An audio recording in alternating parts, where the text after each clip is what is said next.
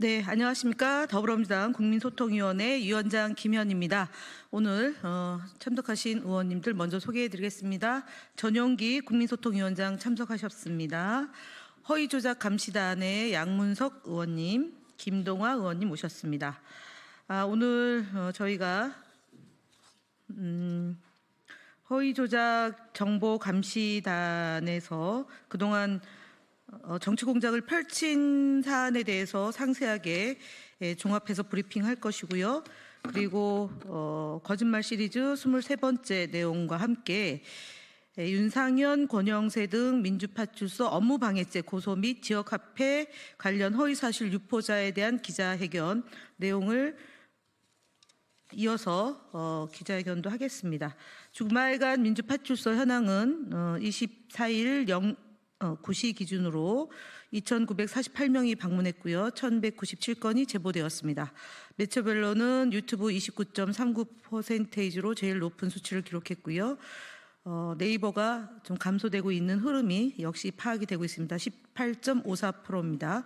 SNS는 13.53%이고 커뮤니티가 6.43%로 전반적으로 줄어들고 있는 그런 추세라는 점 말씀드립니다. 이어서 양문석 의원께서 허위조작 정보감시단 내에서 파악된 내용을 말씀드리겠습니다.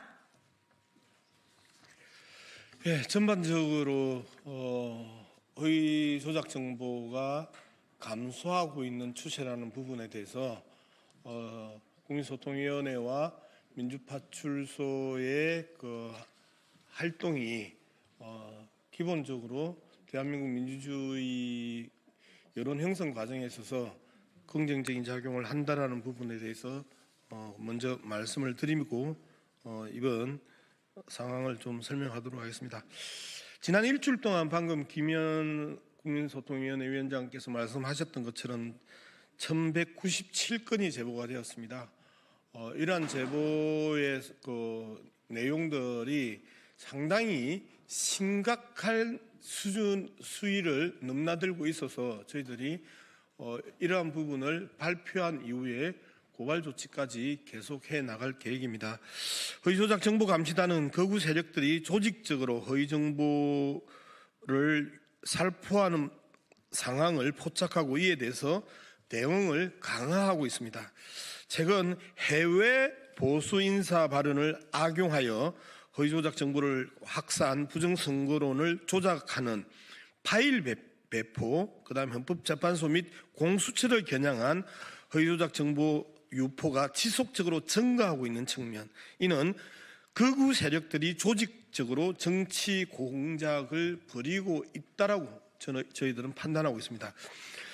극우 유튜브 및 DC 인사이드, 일베 등 극우 커뮤니티는 해외 인사의 검증되지 않은 발언을 인용하여 부정선거론을 재확산시키고 있습니다. 특히 곧 트럼프 대통령이 윤석열을 지지하고 석방해 줄 것이라는 허위조작 정보가 유포되고 있으며 이를 근거로 부정선거 음모론을 재점화하려는 움직임이 뚜렷이 감지되고 있습니다. 또한 부정선거를 알리자라는 제목으로 PDF 문서 형태의 자료를 배포하고 있습니다.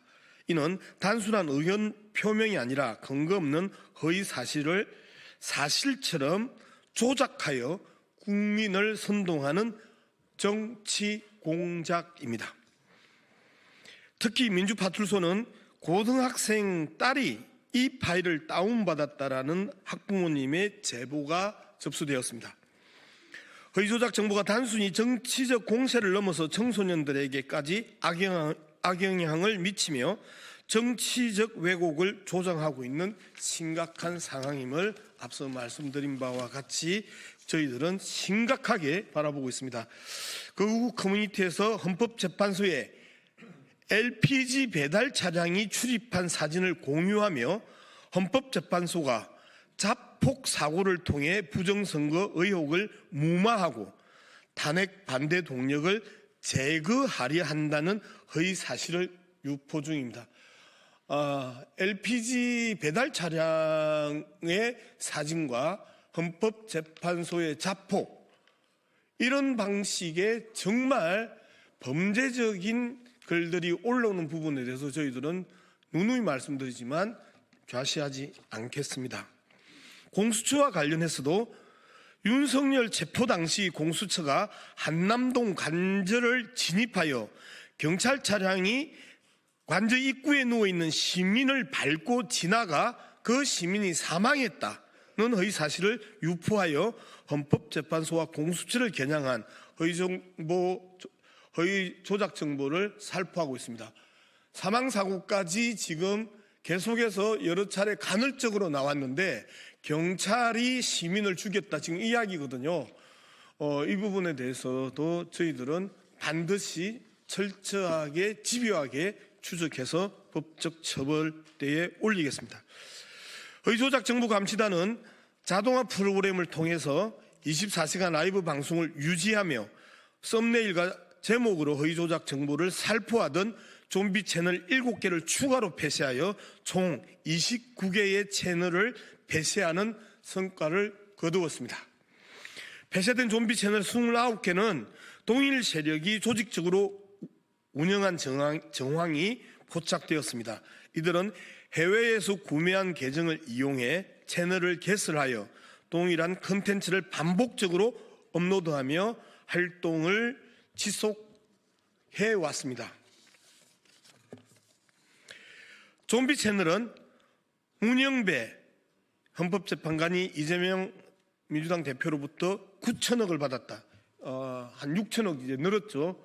한 2주 전에 저희들이 이야기할 때 문영배 헌법재판관이 이재명 대표로부터 3천억을 받았다라고 했던 것들을 뻥튀기해서 이제는 9천억까지 갔습니다. 곧 1조를 넘어갈 것 같습니다. 또 헌법재판관 한 명당 120억을 받았다. 이건 새로운 조작 정보입니다. 이재명이 긴급 체포됐다와 같은 악의적인 허위 정보를 단독 또는 속보와 같은 표현을 사용해서 사실처럼 포장하여 살포해 왔습니다. 이에 민주파출소는 29개 채널의 데이터 및 운영 패턴을 분석하여 수사기관과 공유하고 유튜브에 신고를 접수했습니다. 이러한 패턴들은 예전에 양문석 의원실에서 발표했던 한동훈 댓글팀과 같은 댓글의 영역의 그 조직적인 활동과 유사하게 이제는 유튜브 계정을 대량으로 확보해서 그 유튜브를 통해서 이러한 허위조작 정보를 살포하는 새로운 패턴의 허위조작 살포 유형이라고 해석할 수 있습니다. 허위조작 정보는 국민의 판단을 왜곡하고 민주주의를 위협하는 심각한 범죄입니다. 현재 극우 세력들은 부정선거 음모론을 확산하며 헌법재판소와 공수처를 공격하는 조직적인 범죄 활동을 지속하고 있습니다. 이는 단순히 개인의 의견이 아니라 극우 세력이 조직적으로 결집하여 벌이는 정치 공작이자 범죄 행위입니다. 민주파출소는 이를 철저하게 차단하는 데 최선의 노력을 다하겠습니다. 네, 국민의힘 거짓말 시리즈 23번째 발표를 드리겠습니다. 국민의힘 호준석 대변인은 지난 20일 MBC 뉴스회전에 출연해 이재명 대표는 사법 절차에 응하지 않고 교란한 사람이라고 발언하였습니다. 그러나 이는 명백한 허위 사실입니다. 이재명 대표는 변호인 선임, 서류 송달, 재판 기록 복사 등 어떠한 사유로도 재판을 지연시킨 적이 없습니다. 오히려 지금까지 400여 회에 달하는 압수수색을 당하고 6차례에 걸쳐 50시간 이상 소환 조사를 받았으며 107차례, 800시간이 넘는 법정 출석을 통해 누구보다 철저히 사법 절차를 준수하며 성실히 임해왔습니다. 그럼에도 국민의힘은 마치 이재명 대표가 사법 절차를 교란한 것처럼 왜곡하며 허위 사실을 유포하고 있습니다. 그러나 실제 사법 절차를 지연시키고 교란하는 것은 다름 아닌 윤석열과 국민의힘입니다. 국민의힘은 무리한 추가 증인 신청과 변론 절차를 문제 제기하며 재판을 고의적으로 지연시켰습니다. 또한 국회 패스트트랙 충돌 사건 1심 재판을 무려 5년 넘게 끌면서도 이에 대한 책임을 회피하고 있습니다. 그럼에도 불구하고 국민의힘은 국민을 상대로 지상파 방송에서 거짓 정보를 퍼뜨리며 이재명 대표를 악마화하는 데 거리낌 없이 행동하고 있습니다. 이는 국민을 기만하는 동시에 공당의 대표에 대한 명예훼손이자 정치적 음해에 불과합니다. 허위사실 공표에 대한 법적 조치를 하겠습니다. 이상입니다. 네, 1일 브리핑에 이어서 윤상현, 권영세 등 민주파출소 업무방해 행위에 관한 고소와 이재명 대표와 관련된 지역화폐 관련 허위사실 유포자에 대한 고발 기자회견을 진행하겠습니다. 안녕하십니까. 더불어민주당 국민소통위원회 허위조작감시단입니다. 먼저 허위조작감시단은 민주파출소 업무를 방해하기 위해 민주당과 민주파출소 셀프 신고 캠페인을 홍보하고 그 참여를 독려한 국민의힘 윤상현 의원과 권영세 의원 등을 포함하여 총 49건에 대한 업무방해죄로 고소하고자 합니다.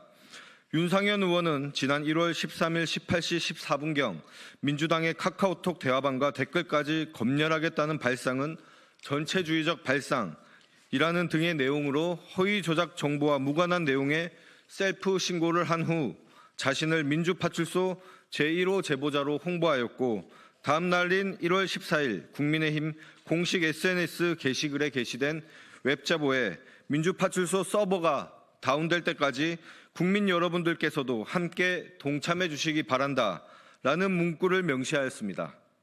이러한 과정을 통해 국민의힘 지지자를 비롯한 민주파출소 업무를 방해하고자 하는 자들의 참여를 독려했습니다.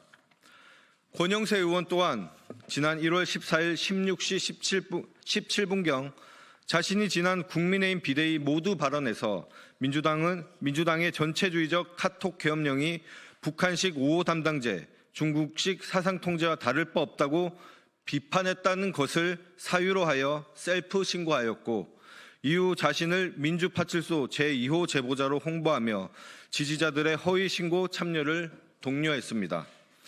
그 결과 2천여 건에 달하는 허위 제보가 접수됐고 민주파출소는 허위 제보로 인해 정상적인 제보의 분류와 대응에 차질을 빚었습니다.